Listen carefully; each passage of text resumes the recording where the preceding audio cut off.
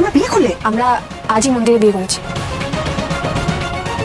তাপসকে ফাঁদে ফেলতে বাণী মন্দিরে সাথীকে নিয়ে আসে। সকলের অমতে আর্য ও অন্তরার বিয়ের পর রায় চ্যাটার্জি পরিবারে অন্তরার বাবার পরিচয় ফাঁস হয়। হ্যাঁ, ওমর দরদিয়া ধারাবাহিকে এমনই সব ঘটনা দেখা যাবে। মন্দিরে বাণী তাপসকে অন্তরার ইচ্ছার বিরুদ্ধে বিয়ে না দিতে অনুরোধ করে, কিন্তু তাপস তাকে অপমান করে তাড়িয়ে দেয়।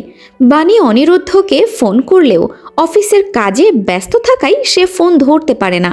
অফিসে এক ক্লায়েন্ট বাণীর নামে কটু কথা বললে অনিরুদ্ধ রেগে গিয়ে মিটিং ছেড়ে চলে যায় এবং স্ত্রীর সম্মান রক্ষার প্রতিজ্ঞা করে। অন্যদিকে মন্দিরে তাপস বিয়ে দ্রুত শেষ করার চেষ্টা করছিল। বাণী বুদ্ধি করে চ্যাটার্জি বাড়িতে ফোন করে সাথী ও শ্যামলীকে মন্দিরে আসতে বলে।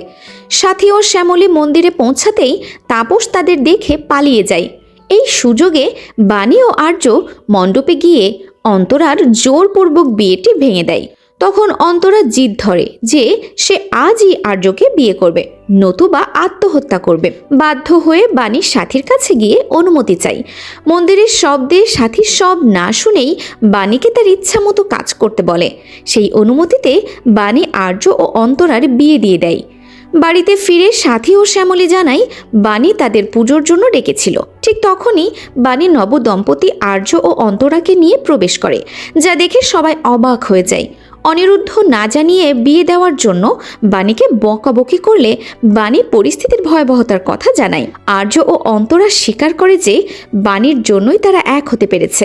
পরে রায়বাড়িতে অনিরুদ্ধ তাদের নিয়ে বের হওয়ার সময় নয়নতারার সামনে পড়ে। নয়নতারা হঠাৎ বিয়ের কৈফিয়ত চাইলে বাণী জানায় পরিস্থিতি বাধ্য করেছিল।